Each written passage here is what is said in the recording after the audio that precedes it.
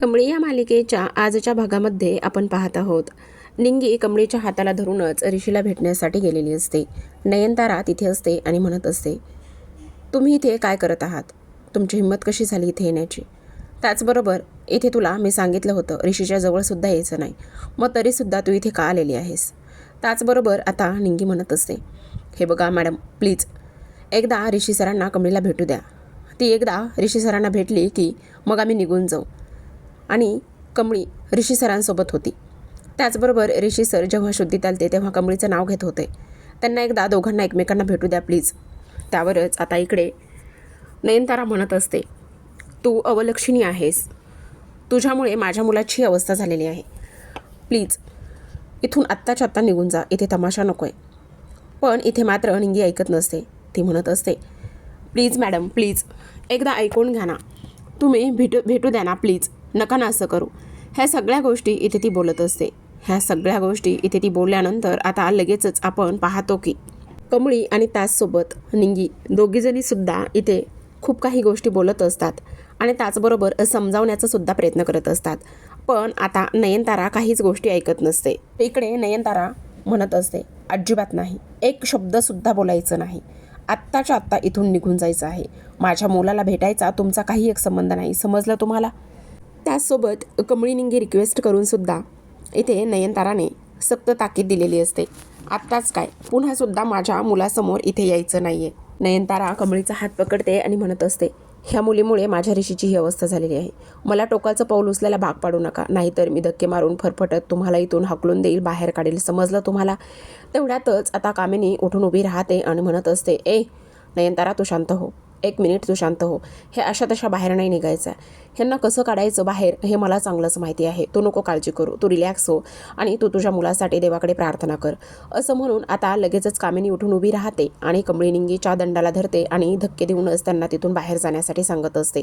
कमळी निंगी आहे त्याच ठिकाणी खाली पडलेल्या असतात. खाली पडल्यानंतर आता लगेचच कामिनी म्हणत असते, तुमची ही चौकत आहे, आत्ताच्या आत्ता इथून चालतं व्हायचं, समजलं तुम्हाला? इथे पुन्हा फिरकायचं सुद्धा नाही आहे, लगेचच निघून जायचं. असं म्हटल्यानंतर कमळी आणि निंगी आता आहे त्या ठिकाणी पडलेलं असतात. पण निंगी मात्र लगेच उठून उभी राहते आणि पुन्हा धावून जाणार असते. पण त्यावरच कमळी तिला सावरण्याचा प्रयत्न करते. ती म्हणत असते, नाही नाही निंगी, अजिबात नाही, शांत बस, चल इथून बाहेर. असं म्हणून दोघीसुद्धा आता बाहेर येऊन थांबलेले असतात.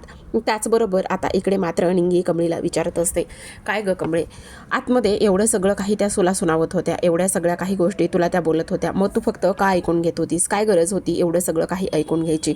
त्यांना चांगले दोन खडे शब्द सुनावले असतेस तर त्या गप्प बसल्या असत्या. त्यावरच कमळी म्हणत असते, नाही ग, त्या मोठ्या आहेत, शिवाय त्यांच्या मुलाची अवस्था कशी आहे तुला माहिती ना, आणि त्यामुळे आपण त्यांना नाही काही उलट बोलू शकत. आणि त्यासोबत सगळ्यात महत्त्वाचं म्हणजे ऋषी सर मला इथे सोडवायला आले होते आणि ऋषी सर मला सोडवायला आलेले असल्या कारणाने त्यांचा अपघात झाला होता, त्यामुळे मी आत्ता ह्या सगळ्या गोष्टी त्यांना नाही बोलू शकले. असं म्हटल्यानंतर आता कमळीला खूप भरून आलेलं असतं.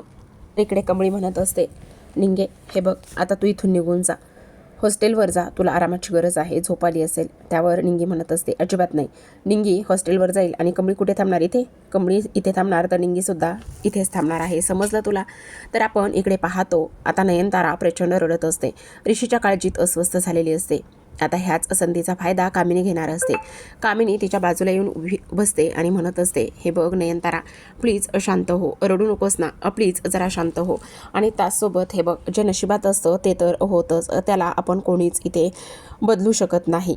बघ, आईचं हृदय असंच असतं, आईला मुलाची खूप काळजी असते, त्याला थोडं जरी खरचटलं लागलं तर आईचा जीव असाच तुटत असतो बघ. आणि तू आता धीराची आहेस, काळजी घेशील आणि त्याचबरोबर स्वतःला सावरशील, रडू नको, शांत हो नयनतारा. ऋषी लवकरच बरा होईल, त्याच्यासाठी आपण प्रार्थना करूयात देवाकडे आणि त्याचबरोबर देवाकडे त्याच्यासाठी मागणंसुद्धा मागूयात. मी तर देवाला साकडं घालेन बघ, लवकरच ऋषीला बरं होऊ दे म्हणून. असं म्हणून ती पुन्हा सतीशरावांकडे येते. सतीशरावांकडे आल्यानंतर पुन्हा सतीशरावांना आधार देण्याचं काम करत असते.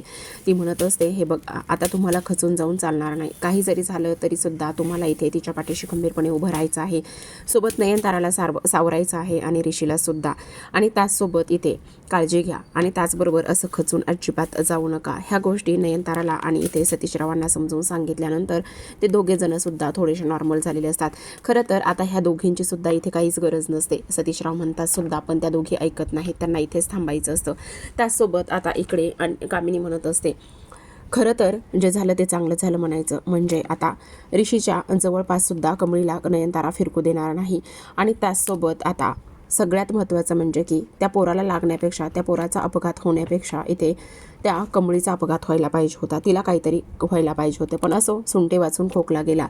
आणि त्याचसोबत ह्या कमळीला तर मी जिवंत सोडणार नाही. ह्या कमळीचे तर 12 वाजवल्याशिवाय मी राहणार नाही. हिला मात्र मी चांगलाच धडा शिकवणार, असं सुद्धा आता इथे कामिनी बोलत असते. त्याचबरोबर काही जरी झालं तरीसुद्धा कमळी ऋषी हे एकत्र आले नाही पाहिजे, ते वेगळे झालेच पाहिजे, असा सुद्धा आता कामिनी विचार करते. तर प्रेक्षकांना आपण इकडे दुसऱ्या बाजूला पाहत आहोत की आता कमळी घरी गेलेली नसते. बाहेरच ती पार्किंगच्या एरियामध्ये थांबलेली असते आणि विचार करत असते ऋषीचा. ऋषी सर लवकर बरे व्हायला हवेत. हे समज माझ्यामुळे झालेलं आहे. मी जर इथे माझ्यासोबत ते सोडवायला आले नसते तर ह्या सगळ्या गोष्टी झाल्या नसत्या. का ह्या सगळ्या गोष्टी अशा झालेल्या आहेत, म्हणूनच ती ह्या सगळ्या गोष्टींचा इथे विचार करत असते. त्याचबरोबर आपण पाहतो की आता तिला तो झालेला अपघात सगळं काही आठवतो. आणि तेव्हा तिला एक गोष्ट आठवते की इथे अपघात माझा आणि ऋषी सरांचा झाला होता. जेव्हा ऋषी सर इथे गाडीहून पडले होते तेव्हा ती गोष्ट फक्त आणि फक्त इथे मलाच माहिती होती. ती गोष्ट इतर कोणालाच माहिती नव्हती. मग तिथे ती अनिका, त्याचसोबत कामिनी आणि त्याचसोबत रागिनी मॅडम कशा काय येऊन पोहोचल्या, असा इथे ती विचार करत असते. खरंच ही पोरगी तर ना जिथे जाईल तिथे फक्त झोपलेलीच असते. दमली असेल म्हणावं. माझ्या वतीने किती भांडत होती आणि एवढी भांडत होती त्यामुळे बहुतेक दमली असावी, असा इथे आता कमळी विचार करत असते. पण हिला तर आता हॉस्टेलवरती पाठवायला पाहिजे. काही जरी झालं तरीसुद्धा हिलासुद्धा आराम करणं गरजेचं आहे. आता तर माझी अवस्था अशी झालेली आहे, इथंसुद्धा थांबणं गरजेचं आहे. पण सगळ्यात महत्त्वाचं म्हणजेच की इकडे प्रॅक्टिससुद्धा होणं गरजेचं आहे. किती नाही म्हटलं तरीसुद्धा ऋषी सरांनी आपल्या ह्या सगळ्या गोष्टीसाठी खूप मदत केलेली आहे आणि आज त्यांची ही अवस्था एकंदरीत आपल्यावरूनच आहे. त्यामुळे काही जरी झालं ना तरीसुद्धा आपल्याला ह्या सगळ्या गोष्टीची काळजी घेतली पाहिजे, असा सुद्धा ती आता इथे विचार करत असते. सोबतच प्रेक्षकांना आपण पाहतो की आता कमळी जी आहे ती इथे निंगीला उठवण्याचं काम करत असते. ती तिला म्हणत असते की हे बघ उठ आता. त्यावरच ती म्हणत असते काय झालं ग ऋषी सर बरेत का उठवतेस तू मला. तेव्हाच आता कमळी म्हणत असते हे बघ निंगे, मला असं वाटतंय की तू आता इथे घरी जाऊन खोलीवर जाऊन झोपावंस म्हणून. आणि तेव्हाच ती म्हणत असते नाही ग, मी कुठेही जाणार नाही आणि तुला अशी मी एकटीला इथे सोडून कुठे जाणार आहे. त्यावरच कमळी म्हणत असते हे बघ निंगे, इथे सगळ्यात महत्त्वाची गोष्ट म्हणजेच की ऋषी सरांनी आपल्यासाठी किती आणि काय काय गोष्टी केलेल्या आहेत हे तुला माहिती नाही आहे का.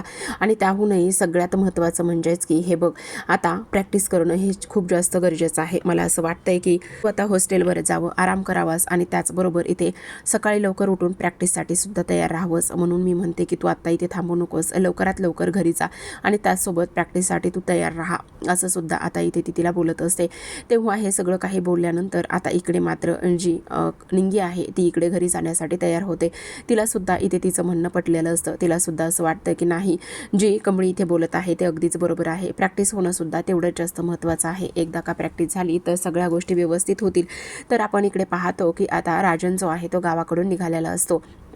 राजन गावाकडून निघाल्यानंतर त्याला सतत त्याच गोष्टी इथे आठवत असतात. त्याचबरोबर आबा जे आहेत ते कशा पद्धतीने गेले आणि ते जायला नको होते, इथे त्यांची आणि माझी सुद्धा भेट इथे झालेली नाही, ह्या सगळ्या गोष्टीचा इथे आता राजन विचार करत असतो. तर आपण पाहतो की त्यांनी जी काही इथे आबांचे फोटो पाहिलेला होता तो फोटो इथे त्यांना आठवत असतो. राजन विचार करत असतो की खरं तर आबा इथे राहायला पाहिजे होते. आबा गेलेले आहेत आणि आबा गेलेले असल्यामुळे आता त्या दोघी कुठे असतील, काय करत असतील, कुठे शोधू मी त्या दोघींना, काय होऊन बसले हे देवा, सगळं काही आता कशा भेटतील त्या मला, असा राजन विचार करत असतात. त्याचबरोबर आपण पाहतो की आता इकडे अनिका बाहेर फोनवर बोलण्यासाठी आलेली असते. तेव्हाच आता इकडे कमळी तिला आवाज देते आणि कमळीने आवाज दिल्यानंतर अनिका म्हटल्याबरोबर अनिका पाठीमागे वळून पाहते आणि तेव्हा ती तिला म्हणत असते हे तू इथे काय करतेस. आणि तेव्हा कमळी म्हणत असते मला तुझ्याशी बोलायचं आहे. तेव्हा ती म्हणत असते पण मला तुझ्याशी काही एक बोलायचं नाही, तू काय करतेस इथे आणि कशासाठी आलेली आहेस आणि त्याचबरोबर तुझी हिंमत कशी झाली इथे येण्याची. तेव्हा कमळी म्हणत असते हे बघ मला ऋषी सरांना भेटायचं आहे. तेव्हा ती म्हणत असते काय ऋषी सरांना भेटायचं आहे. अगं एवढं सगळं होऊन सुद्धा तुला अजून सुद्धा ऋषी सरांनाच भेटायचं आहे. मूर्ख आहेस का तू, डोक्यावर पडलेली आहेस का. आणि त्याचसोबत हे सगळं काय आहे असा इथे ती विचार करत असते. हे बघ मी तुला सांगितलं ना मला ऋषी सरांना भेटणं खूप जास्त गरजेचं आहे. मी तुला सांगितलेलं आहे की मला ऋषी सरांना भेटायचं आहे. तर इकडे ती म्हणत असते हे बघ एवढं सगळं झालेलं असताना सुद्धा इथे तू नाही भेटू शकत आणि तू कोण लागून गेलीस ग ऋषी सरांची. आणि प्रत्येक वेळी तू तुझी मनमानी कशी काय करू शकतेस. नाही भेटता येणार आहे तुला ऋषी सरांना, समजलं. त्याचबरोबर आपण पाहतो की आता कमळी म्हणत असते हे बघ मी एक स्टुडंट आहे आणि म्हणून मला त्यांना भेटायचं आहे. तेव्हा ती म्हणत असते अगं इथे कॉलेजमध्ये भागामध्ये हजारो स्टुडंट आहेत, मग प्रत्येक स्टुडंट इथे आता भेटायलाच आलेला आहे का ऋषी सरांना? नाही ना. मग तू इथे कशासाठी आलेली आहेस? असं म्हटल्यानंतर आता कमळी म्हणत असते, मी आणि ऋषी सर एकाच गाडीवरती होतो आणि मी आणि ऋषी सर एकाच गाडीवर असताना आमचा अपघात झाला आणि त्यामुळे मला त्यांची चौकशी करणं, त्यांना भेटणं खूप जास्त गरजेचं वाटतं, म्हणूनच मला त्यांना भेटायचं आहे. ह्या सगळ्या गोष्टी इथे ती बोलल्यानंतर आता मात्र अनिका तिच्यावर चिडते आणि म्हणत असते, हे बघ, आम्ही दोघं जण इथे बिझनेस पार्टनर्स आहोत आणि बिझनेस पार्टनर असल्यामुळे आम्ही इथे आहोत आणि त्याचसोबत इथे तू कोण आहेस, कोण लागतेस तू इथे, कोण ऋषीची? तेव्हा इथे आता कमळी म्हणत असते, मी एक माणूस आहे आणि त्याचबरोबर त्यांची विद्यार्थी आहे. तेव्हा अनिका म्हणत असते, तू रात्रभर जरी इथे उभा राहिलीस ना तरी सुद्धा मी ऋषीला तुला भेटू देणार नाही. आणि काय लायकी तरी आहे का तुझी इथे? आणि कोणत्या हक्काने भेटणार आहेस तू? त्याचबरोबर कमळी म्हणते, हे बघ, ॲक्सिडेंट ऋषी सरांचा आणि माझा झाला होता. त्यांना किती लागले, काय लागले हे मला माहिती आहे आणि एक माणुसकी म्हणून काहीतरी आहे की नाही, एक माणूस म्हणून मला त्यांना भेटायचं आहे, समजलं? त्यावर लगेचच आता इकडे अनिका म्हणत असते, हे माणुसकी वगैरे काही नसतं, समजलं तुला? इथे रिलेशन लागतं, फॅमिली लागते. काय फॅमिली आहे तुझी? त्याचबरोबर आमच्या फॅमिलीचे रिलेशन आहेत, आम्ही महाजन आहोत, ते इनामदार आहेत आणि त्यामुळे दोन्ही इथे कुटुंब बिझनेस पार्टनर आहेत. त्यामुळे तुझी लायकी तरी आहे का इथे ऋषीला भेटण्याची? अजिबातच नाही. त्यामुळे इथे मी तुला ऋषीला भेटूच देणार नाही, असं अनिका स्पष्टपणे आता कमळीला सांगण्याचं काम करत असते. त्याचबरोबर आता अनिका म्हणत असते, हे अजिबात इथे थांबायचं नाही, चल निघून जायचं. आणि त्यावर आता कमळी म्हणत असते, पण मला तुला एक प्रश्न विचारायचा आहे. अपघात आमचा झाला होता आणि अपघात आमचा झालेला असताना तू इथे कशी पोहोचलीस ग आमच्या अगोदर? तुला कसं कळलं? जसं काय हे सगळं होणार होतं असंच तुला माहिती होतं? असं म्हटल्यानंतर अनिका म्हणत असते, तुला ना फक्त ऋषीला भेटायचं आहे म्हणून तू हे सगळं काही इथे बोलत आहेस आणि मी तुला इथे प्रश्नांची उत्तरं देण्यासाठी बांधील नाही आहे, समजलं? त्यामुळे इथे मला ह्या सगळ्या गोष्टी तू इथे बोलायच्या नाही, विचारायच्या नाही, कळलं तुला? आणि आलो होतो आम्ही, कारण मला फोन आला होता म्हणून आम्ही इथे आलो, समजलं तुला? काय म्हणायचं आहे तुला आणि जे काही करायचं आहे ना ते तू कर जा, असं म्हणूनच आता इकडे मात्र कमळी विचार करत असते, नाही, काही जरी झालं तरी सुद्धा इथे ऋषी सरांना भेटल्याशिवाय मी इथून कुठेही जाणार नाही. आता इकडे आपण दुसऱ्या बाजूला पाहतो की सरू इथे आबांचा फोटो घेऊन रडत असते. ती म्हणत असते, आबा काय करू मी? इथे माझ्या मनामध्ये खूप काही विचार सुरू आहेत, कोणाशी बोलू? तुम्ही होतात तेव्हा आम्ही तुमच्याशी तरी बोलू शकत होते. आज राजन इथे आले होते आणि त्यांच्यासमोर मी जर गेले असते तर त्यांनी एका झटक्यात मला ओळखलं असतं, पोरीला शोधलं असतं. पण आत्ता ते सगळं काही पॉसिबल नाही आहे. तुम्ही होतात तेव्हा मी तुमच्याशी बोलायची, कमळीशी बोलायची, पण आता मी कोणाशीच बोलू शकत नाही. काय करू आबा, मी काय करू? मी खूप तुटले, मला खूप जास्त तुमच्या आधाराची गरज आहे. तुम्ही सुद्धा नाही आहे सोबत, कमळी सुद्धा नाही आहे, माझं मन मला खूप खात आहे, असं म्हणूनच सर्व आता रडायला लागलेली असते. त्याचसोबत ती म्हणते, जर मी त्यांच्यासमोर गेले असते आणि त्याचबरोबर जरी मी कमळीचा पत्ता इथे सांगितला नसता तरी सुद्धा त्यांनी इथे तिला शोधून काढण्याचा प्रयत्न केलाच असता आणि मला तेच नको आहे आबा. काय करू मी? सांगा ना, काय करू? कशा पद्धतीने ह्या सगळ्या गोष्टी इथे हँडल करू आणि सावरू? मला कळत नाही आबा. आज मला तुमची खूप आठवण येते, त्याचसोबत मला कमळीची सुद्धा खूप जास्त आठवण येत आहे आबा, असं म्हणून सरू अक्षरशः आबांचा फोटो उराशी धरून कवटाळूनच रडायला लागलेली असते. आज तिला आबांची आणि त्याचसोबत कमळीची खूप आठवण येत असते. इथे राजन आले होते आणि राजन समोर ती जाऊ शकलेली नव्हती. त्याचबरोबर ज्या गोष्टी एवढे दिवस मी लांब ठेवल्या, दूर ठेवल्या, त्या इथे नियती पुन्हा माझ्यासमोर घेऊन येत आहे. पुन्हा त्या सगळ्या गोष्टी नियती इथे माझ्यासमोर आणून उभा करत आहे. म्हणूनच आता इकडे सरू अक्षरशः रडताना आपल्याला पाहायला दिसत आहे. तर आता इकडे आपण दुसऱ्या बाजूला पाहतो की कमळी बाहेरून पुन्हा एकदा आतमध्ये हॉस्पिटलच्या आतमध्ये येऊन बसलेली असते आणि बसलेली असताना ती पाहते की तिथे बाजूलाच एक स्टाफ रूम असतो आणि त्या स्टाफ रूममध्ये सगळ्या ज्या नर्स आहेत त्या तिथे चेंजिंग वगैरे करण्यासाठी, त्याचबरोबर सगळा नर्सचा स्टाफ तिथे असतो. आणि तेव्हा कमळी पाहते आणि लगेचच त्या स्टाफ रूममध्ये जाते. आता प्रेक्षकांनो, तिथे गेल्यानंतर तिने एका नर्सला रिक्वेस्ट केलेली असते आणि नर्सला रिक्वेस्ट करून ऋषीला भेटण्यासाठी विनंती केलेली असते. फक्त मला भेटून यायचं आहे, मला त्यांना बघायचं आहे आणि मला त्यांची खूप काळजी वाटते, मी त्यांची स्टुडंट आहे, प्लीज तुम्ही मला हेल्प करा, असं म्हणून एका नर्सचा कॉस्ट्यूम तिने विनंती करून मागवलेला असतो. आणि त्यानंतर तो इथे वेअर केल्यानंतर ती अक्षरशः कमळी आहे ही गोष्ट मात्र कोणालाच इथे ओळखायला आलेली नसते. आता इकडे सगळेजण काळजीत असतात. त्याचबरोबर सतीश म्हणत असतात, मला असं वाटतंय की तुम्ही आता गेलात तरी सुद्धा चालेल, ऋषी व्यवस्थित आहे आणि त्यासोबत आम्ही आहोत इथे काळजी घेण्यासाठी. तेव्हा अनिका म्हणते, नाही, आम्ही ऋषीला सोडून इथे कुठेच जाणार नाही, असं म्हटल्यानंतर आता कामिनी तिला शांत करते, रागिनी शांत करते. कामिनी म्हणत असते ते काय आहे ना, सगळे दोघेजण सुद्धा एकमेकांचे फ्रेंड्स आहेत ना, आणि एकमेकांचे फ्रेंड्स असल्या कारणाने इथे तिला काळजी वाटणं साहजिक आहे. आणि तसंही तुमची फॅमिली आमची फॅमिली ही काही वेगळी आहे का, नाही ना, त्यामुळे आता आम्ही इथेच थांबतो, काही गरज नाही जायची वगैरे, ऋषीला बरं होऊ द्या आणि मग ठरवूयात जायचं आहे की नाही म्हणून. तेवढ्यातच आता कमळी तिथे आलेली असते. कमळीने आता व्यवस्थित नर्सचा पोशाख वेअर केलेला असतो. ती थोडीसुद्धा इथे डाऊटफुल वाटत नसते. पण अनिका मात्र ती आतमध्ये जाताना तिला टोकते आणि अनिकाने तिला टोकल्यानंतर इकडे लगेचच ती म्हणत असते काही नाही, रेग्युलर चेकअपसाठी आलेले आहे असं म्हणूनच ती आता आतमध्ये जाण्याचा प्रयत्न करत असते. इकडे बाकीच्यांना तर थोडासुद्धा संशय येत नाही, पण लगेचच आता कमळी तिथून आतमध्ये निसटते. पण अनिका मात्र थोडंसं संशयास्पद तिच्याकडे पाहण्याचं काम करत असते. तर आता प्रेक्षकांनो, आपण पाहतो की कशा पद्धतीने इथे आता कमळीने हे सगळं काही वेअर करून इथे सगळ्यांना चकवा दिलेला असतो आणि सगळ्यांना चकवा दिल्यानंतर ती ऋषीकडे जाते. प्रेक्षकांनो, खरं तर आता आतला सीन जो आहे तो खूपच भावनिक आणि अगदीच इमोशनल असा दाखवलेला आहे. जेव्हा कमळी आतमध्ये जाते, हातातली फाईल्स आणि त्याचबरोबर डोळ्यावरचा चष्मा आणि त्याचसोबत इथे जे मास्क तिने इथे लावलेलं असतं ते सगळं काही ती बाजूला काढून ठेवते. ते सगळं बाजूला काढून ठेवल्यानंतर ऋषीकडे पाहत असते. डोळे भरून आलेले असतात आणि हे सगळं बाजूला करून ती ऋषीच्या जवळ जात असते. एका क्षणाला तर ती आहे त्याच ठिकाणी बसते आणि आहे त्या ठिकाणी बसूनच रडायला लागलेली असते. ऋषीची ही अवस्था आज फक्त ती स्वतःला ह्या अवस्थेला जिम्मेदार मानत असते. ऋषी जर मला हॉस्टेलकडे सोडवायला आले नसते तर हे सगळं काही झालंच नसतं असं तिचं म्हणणं असतं आणि त्यामुळेच ती रडायला लागलेली असते. त्याचबरोबर रडून रडून झाल्यानंतर ऋषीच्या जवळ जाते आणि म्हणत असते, ऋषी सर तुम्ही कशा आहात, तुम्ही बरे आहात ना. ऋषी सर, मी कमळी, हे सगळं माझ्यामुळे झालेलं आहे. मला माहिती, तुम्ही जर मला सोडवायला आला नसता तर हे समजा झालंच नसतं. आणि तेव्हा ऋषी सर तुम्ही बरे व्हा लवकर असं म्हणूनच, ऋषी सर मी कमळी, तुम्हाला माझा आवाज येतोय का, उठा ना ऋषी सर, प्लीज उठा ना ऋषी सर असं म्हणूनच ती बसल्या जागी रडायला लागलेली असते. रडत असतानाच आता पाहते तर ऋषीचा एक हात हळूहळू हालायला लागलेला असतो. हाताची बोटे हालचाल करत असतात आणि तेव्हा कमळीला थोडंसं बरं वाटत असतं की ऋषीला बहुतेक आता इथे शुद्ध येत आहे म्हणून ती आनंदात असते. पण रडायला मात्र कमी करत नाही. ऋषी सर बघा ना, मी कमळी असं म्हणूनच आता ऋषीकडे ती पाहते.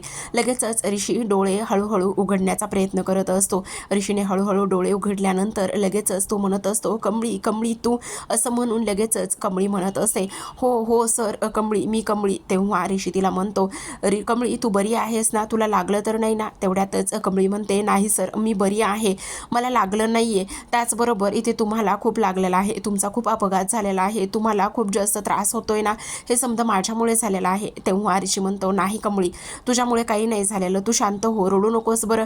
आणि त्याचबरोबर तो पूर्ण तिच्याकडे पाहतो आणि पाहिल्यानंतर तिला तिच्या अंगावरती नर्सचा ड्रेस दिसतो. लगेचच आता ऋषी बरा आहे हे ऐकल्यानंतर कमळी मनोमनच देवाचे आभार मानत असते, प्रार्थना करत असते.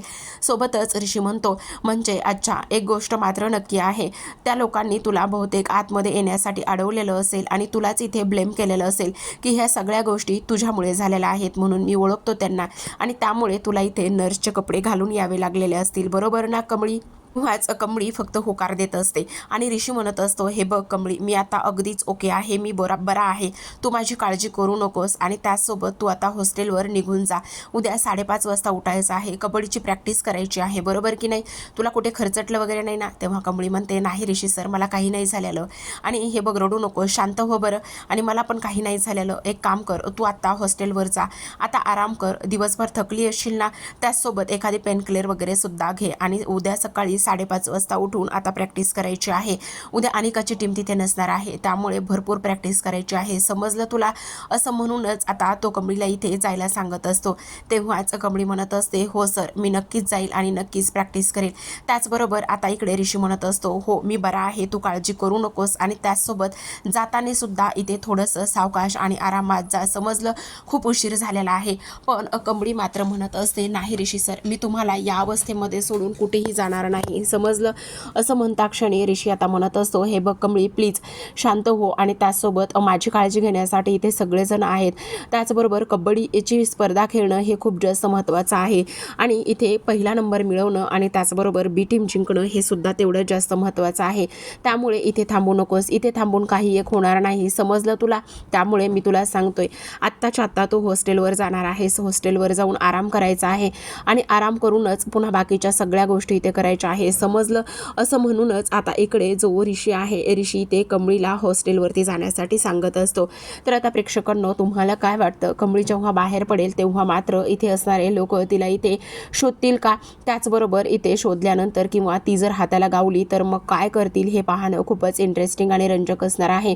तर अशाच नवनवीन डेली मालिकांचे अपडेट आणि रिव्ह्यू जाणून घ्यायचे असतील, पाहायचे असतील तर नक्की चॅनलला सबस्क्राईब करा. भेटूयात पुन्हा एका अशाच नवीन आणि सोबतच इंटरेस्टिंग अशा एपिसोड सोबत, अपडेट सोबत. तोपर्यंत पाहत राहा कमळी.